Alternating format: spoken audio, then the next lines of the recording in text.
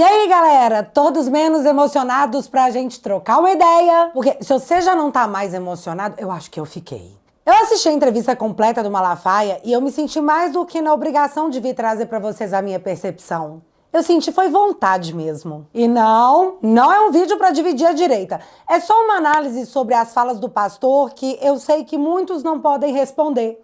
Mas eu posso. E vou. Portanto, separa a pipoca. Fica confortável e bora lá.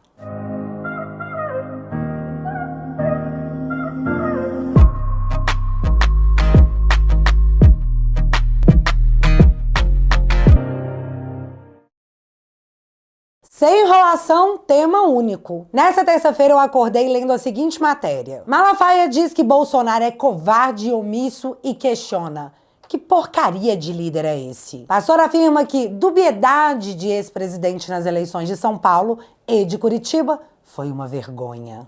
E essa entrevista do Malafaia foi dada para Mônica Bergamo. Mônica Bergamo. E aqui, sob o risco do Malafaia fazer um vídeo pra mim, eu vou dar meus 2 centavos. O primeiro ponto é o seguinte: a entrevista do Malafaia, na minha percepção, não foi um conselho fraternal, em privado, não é um aconselhamento à direita.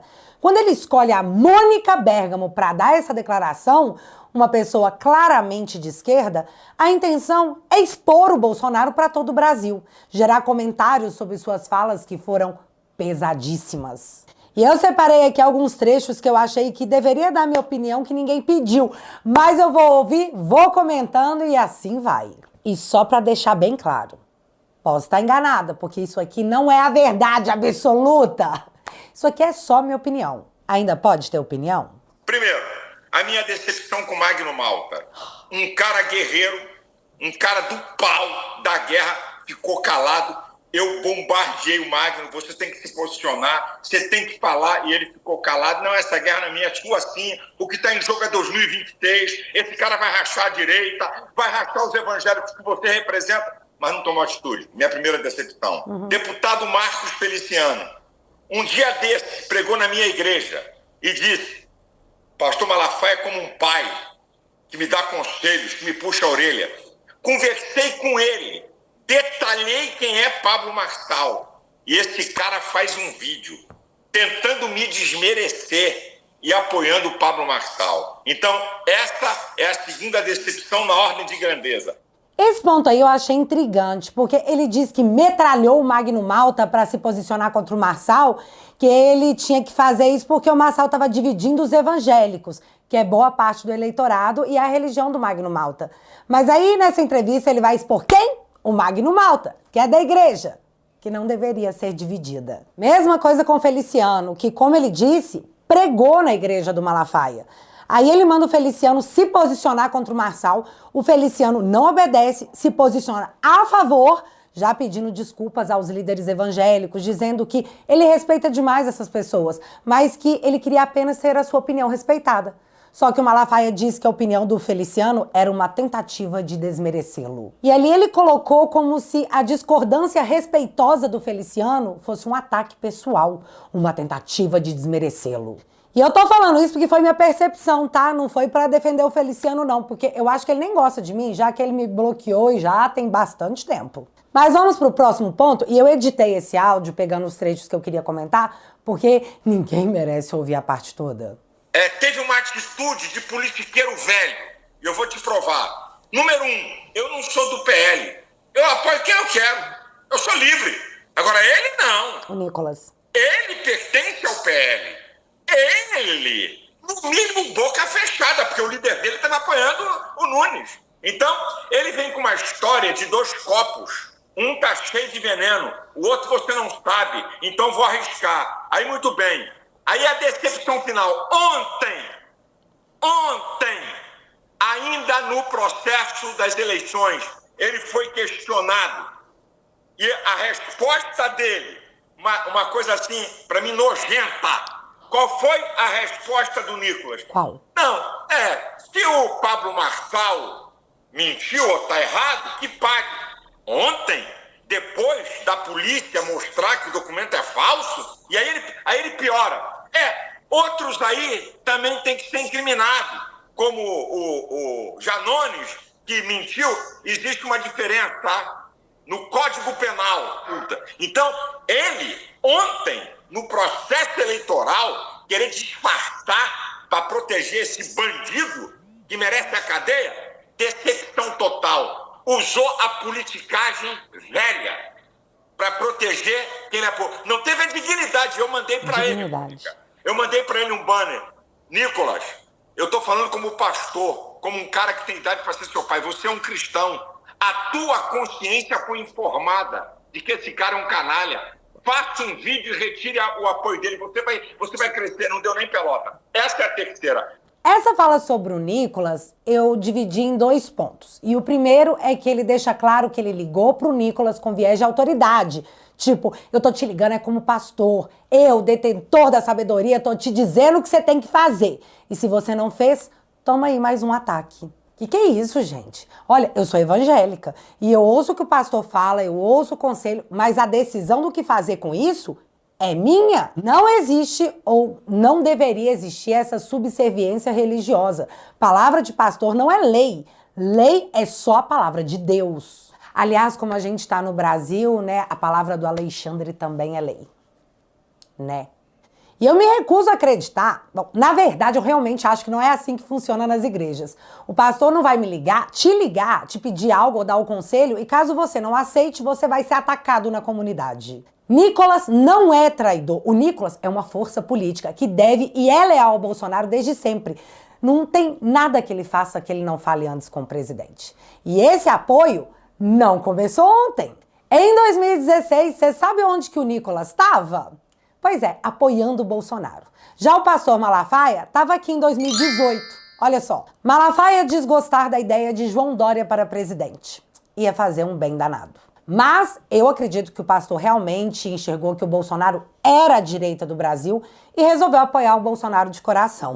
Glória a Deus por isso. Só que o pastor viu isso aí depois do Nicolas. Então nessa aí me conta, quem é que teve melhor visão política? Quem é o aliado de primeira hora quando tudo era mato? Quem? Nicolas traidor. Pra mim isso é conversa de maluco. Aí eu disse que eu ia dividir em 2 pontos a crítica ao Nicolas, porque ele disse uma coisa pra atacar o Nicolas, mas depois pra atacar o Bolsonaro, ele diz outra. Eu cortei os 2 momentos pra vocês identificarem, então presta atenção. Número 1, eu não sou do PL. Eu apoio quem eu quero. Eu sou livre. Agora ele não. Ele pertence ao PL. Ele, no mínimo, boca fechada, porque o líder dele estava apoiando o Nunes. Entendeu, né? Porque o líder dele estava apoiando o Nunes. Agora olha a outra parte. Seguinte mensagem. Eu não sou confiável. Quem é que vai fazer aliança com um cara que não é confiável? O que ele fez em São Paulo e no Paraná é uma vergonha. Em São Paulo, em cima do muro. Peraí. Ele tá decepcionado com o Nicolas porque ele não se posicionou diretamente contra o Marçal, dizendo que ele era do PL e tinha que seguir o líder dele, que é o Bolsonaro, porque o Valdemar não é líder de ninguém, que estava apoiando o Nunes. Mas para atacar o Bolsonaro, ele disse que ele não se manifestou e que foi uma vergonha ele ficar em cima do muro. Vamos decidir isso aí, né? E mais, eu ainda ouço o silêncio ensurdecedor do apoio ao Ramagem no Rio de Janeiro. Em cima do muro só não pode ficar em São Paulo, certo? Pois é, parece que tá certo e isso eu não entendi. O próximo ponto, quando eu ouvi, eu fiquei tipo, é sério isso? Paraná, ele tem candidato a vice numa chapa e declarou, olha, a mulher lá pode usar meu nome, finalizou duplamente. Gente, isso não é papel de um líder da direita de nível maior. Só pra constar, a mulher lá é a Cristina Grêmio. Faz o C de Cris. Então, qual é a conclusão? Em Curitiba, a esquerda foi chutada e ficaram para o segundo turno 2 candidatos que se colocam à direita. Então, oh meu Deus, como assim teremos o segundo turno só de direita em Curitiba? Como que o Bolsonaro me dá uma dessa? Deixar pessoas decidirem entre 2 candidatos anti-PT? Pois é, não entendi. Uma vaga do segundo turno tinha que ser da esquerda? 2 da direita para o povo decidir é ruim? Como eu disse, eu não sou a dona da verdade que diz o que vocês têm que fazer ou pensar. Mas eu achei maravilhoso, porque imagina se em todas as capitais o segundo turno fosse entre candidatos de direita. Vocês me contam aí onde isso é ruim, porque eu não entendi. Próximo ponto. Eu desafio, entra nas redes de Bolsonaro e dos filhos dele. Entra na rede. Não tem uma palavra sobre São Paulo. É como se a eleição de São Paulo não existisse. Que porcaria de líder é esse? Vem cá, eu não preciso entrar nas redes do Bolsonaro, não. Eu peguei e vou colocar aqui o vídeo do Eduardo em que ele apanhou pra caramba pra ajudar o Nunes, porque o Nunes gravou um vídeo com a Joyce. Olha só. Prefeito, quer dizer então que o senhor tá apoiando a Joyce? Você tá louco? Tô fora. Agora, você sabe o que o Eduardo ganhou em troca desse apoio? Nada. Ele não negociou uma única secretaria, porque o nome disso é honra. Ele fez porque ele se comprometeu e pagou um preço alto perante o eleitorado que estava dividido. Mas ele fez. Mas às vezes o pastor não viu, né? Igual eu não vi o vídeo do pastor apoiando o Ramagem. Mas tá, continuando, porque nessa aqui até a Mônica Bergamo teve a mesma leitura que eu. Agora, como é que o senhor define a atitude dele? Covarde, desonesto? A atitude dele, covarde, omisso, se baseia em redes sociais, não quer se comprometer, fica em cima do muro, sabe? Pra ficar bem, sabe com o quê? Com seguidores. Fica bem com seguidores. As redes. Quer dizer, um líder, por mais que seja líder, não tem que ouvir os seus liderados também? Porque afinal são as pessoas que vivem a vida no dia a dia. As redes não servem para isso? Olha, o líder pode ouvir, mas ele não pode basear suas decisões pela opinião da maioria ou da minoria. Então o Malafaia acha que o Bolsonaro não gravou um vídeo abraçado com o Nunes dizendo que ele é melhor para a direita por causa de seguidores? Primeiro que eu não acho que são seguidores, são seus eleitores. E o Bolsonaro ouve seus eleitores, o que o tornou o melhor e maior líder que a direita no Brasil já teve. Mas aquela ali foi a opinião do Malafaia. Eu acho, e eu disse acho, que o Bolsonaro pode ter ficado inseguro por ler coisas como essa aqui. Prefeito de São Paulo nega ser de direita após buscar apoio do PL. Vim da periferia. O engraçado é que a periferia é de direita, já que o Boulos teve mais votos nas regiões mais ricas de São Paulo. Mas vamos ver o que o Ricardo Nunes disse. Abre aspas para ele. Ontem um jornalista me mandou um WhatsApp dizendo: eu queria entender essa estratégia de trazer ao seu entorno todos aí da direita. Aí eu respondi com um bonequinho dando uma risadinha e disse: eu direita? Hahaha. Sou um cara que veio da periferia, que traçou o maior programa habitacional da cidade. Sou um cara que inaugurou, por exemplo, um centro de acolhimento para homens trans, outro centro de acolhimento para mulheres trans, que aumentou em 6 vezes o atendimento do Transcidadania. Está muito cedo para falar de política eleitoral em si. Fecha aspas. E eu só trouxe essa matéria porque o próprio Nunes nunca havia se colocado como um cara de direita.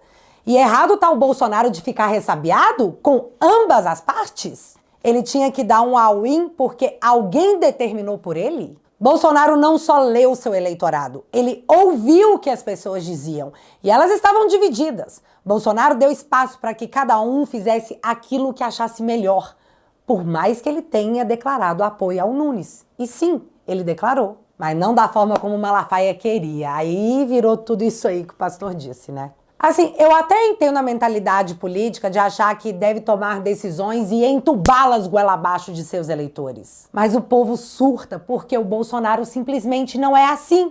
E é por isso que em algum momento a galera pode até ficar chateada com ele, mas as pessoas voltam, porque as pessoas conhecem o caráter do presidente. E eu tô super de olho na galera que tá assim. Se o Nunes ganhar em São Paulo é mérito do Tarcísio, mas se perder a culpa é do Bolsonaro. O ônus fica pro Bolsonaro e o bônus com os atores políticos? Vem cá, alguém citou essa galera que o choro da imprensa é gostoso de ouvir, onde foi constatado o sucesso da direita nas eleições no Brasil afora. Bolsonaro viajou por 2, 3 cidades por dia em vários estados por meses para eleger essa galera. Fizemos uma base monstruosa. Tá em todos os noticiários. E esse mérito não tem nada a ver com a eleição de São Paulo. Esse mérito é único do presidente Bolsonaro. Se você ainda não se deu conta, ouve aí o desespero do povo da TV Lula não oficial. É bem gostosinho. O PL do Valdemar, do Bolsonaro, Aham. lidera ranking de vereadores eleitos em capitais. Ou seja, o maior número de vereadores eleitos em capitais é do PL. Que é onde a vida real se dá. Isso aqui não é coisa pouca não, gente. Isso aqui é muita coisa. O partido emplacou 96 representantes no legislativo desse grupo de 26 cidades. Depois veio PSD, PP, MB e União Brasil. Ou seja, nada de esquerda. A maior parte dos vereadores do Brasil hoje é de direita.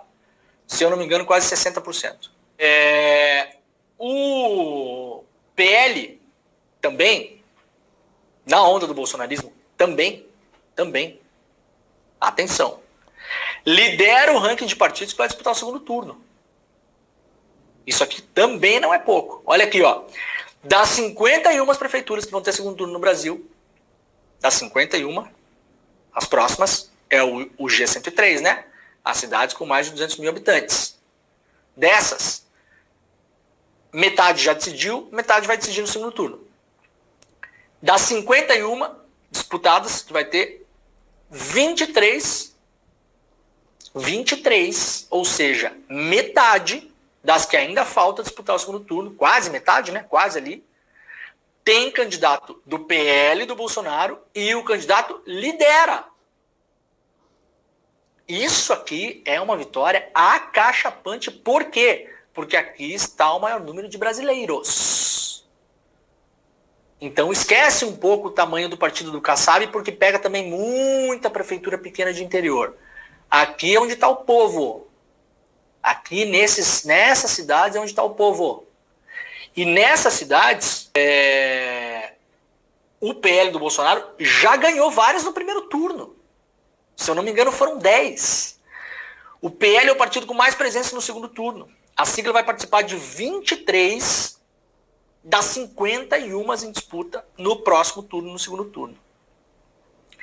Nas últimas municipais, o PL não estava nem no top 3 de partidos que avançaram para a segunda etapa, para o segundo turno. A liderança era do PT, que esteve em 15 dos 57 duelos. Em seguida, o PSDB, que estava em 14 municípios disputando o segundo turno, hoje não está em nenhum, 0.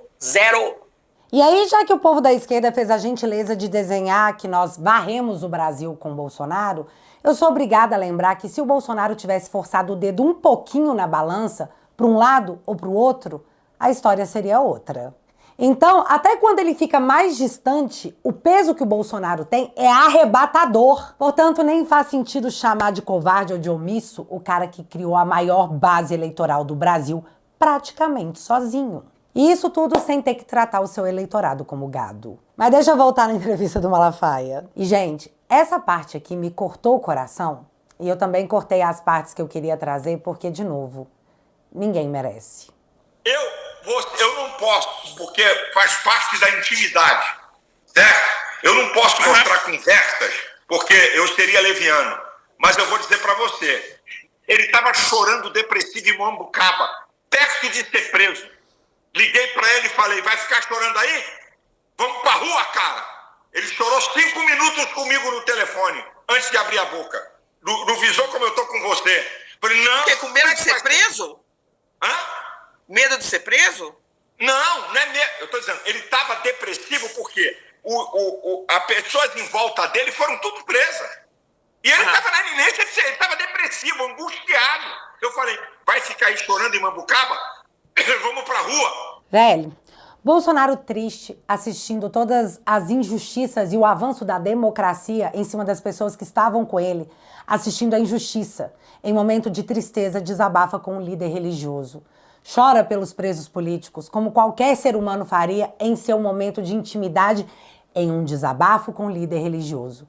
E isso é usado, esse momento de intimidade, para colocar no presidente a pecha de, sei lá, de fraco. Ainda bem que o Bolsonaro sentiu todos esses acontecimentos. Eu ficaria chocada se o Malafaia dissesse que ele estava firme e forte, porque isso mostra que ele não estava nem aí para os presos políticos e que, como todos nós, isso atinge. Mas usar isso para tentar mostrar fraqueza quando foi um desabafo íntimo, no momento em que o presidente confiava esse desabafo, cara, para que fazer isso? E sobre esse assunto, eu vou parar por aqui. Eu esqueci de recortar uma parte em que o Malafaia diz que o Marçal não é confiável porque bate no Bolsonaro, depois elogia. Bate no Bolsonaro, depois elogia.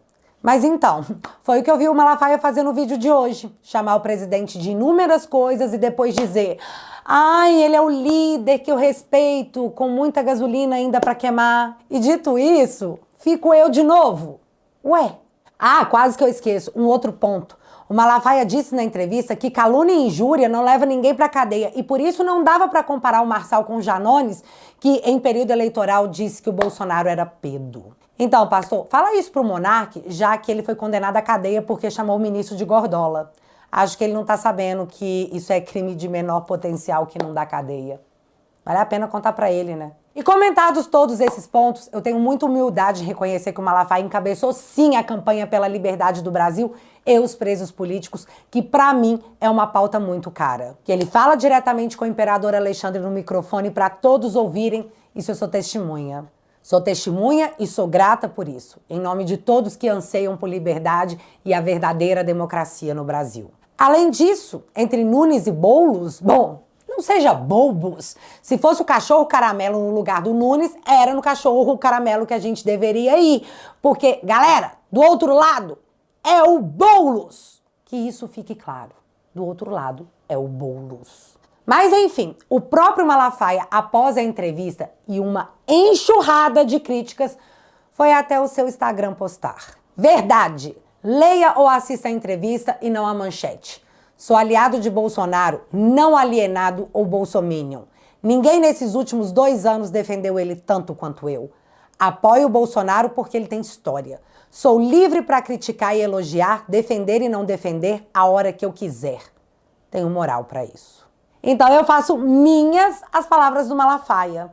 Eu também sou livre para falar o que eu quiser e após ouvir toda essa entrevista, a conclusão que eu cheguei é que de fato o Malafaia é livre para fazer tudo isso. Só o Nicolas, o Magno Malta, o Feliciano, o Bolsonaro e qualquer outro que discordar do Malafaia e não acatar os seus conselhos, não é.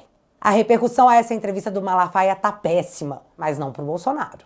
Tá péssima para todos que estão tentando construir esse projeto de direita sem o presidente. Eu já aviso de antemão. Não vai rolar, Kassab. E esse é um conselho que é de graça, mas que você deveria guardar no coração, já que em São Paulo, o Kassab vai estar pedindo os votos para a direita, no Nunes, só que em Belo Horizonte vai estar contando com os votos da esquerda para derrotar no segundo turno o Bruno Engler, candidato do Bolsonaro. Vamos ver como que ele vai sair dessa em seu anunciado plano para unir a direita não extremista. E olha que notícia maravilhosa! Passou o primeiro turno das eleições, né? Pois é. Agora o Alexandre manda o Twitter voltar ao Brasil. Só mais uma coincidência do universo. E para não ser presa nem censurada, sim, foi coincidência do universo. E galera, já que você ficou até aqui, ninguém jamais, sem o uso da força e destruição da liberdade, conseguirá parar o movimento que começou em 2018. Ou talvez até antes. Nós estamos lutando porque existe uma herança mais importante do que dinheiro a ser deixada para nossos filhos e netos. E é por causa deles que a gente precisa se envolver com a mudança cultural que está acontecendo no Brasil. Recentemente eu comecei um quadro novo chamado Te Barbarizei. E tudo que eu quero é bater aquele papo legal com você sobre a democracia tupiniquense, que atualmente é quase uma brazuela.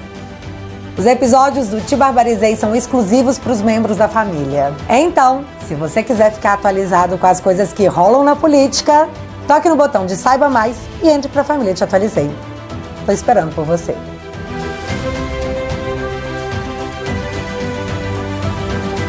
Para você que ainda não manja muito o porquê nós temos horror do comunismo, tem uma série legal sobre as revoluções vermelhas e nos próximos dias sai o episódio da Venezuela. Tudo com todo o humor possível para você entender o que nós não vamos deixar acontecer aqui e o porquê a luta é grande. Assinando teatualizei.app, você me financia e financia também a minha defesa, já que essa semana chegou mais um processo, agora do PT, porque eu publiquei assim em cima de uma matéria do R7. Não posso comentar sobre PT e PCC, senão o Lula me processa e a justiça acata. E aí, você acredita que eu fui processada? Juro!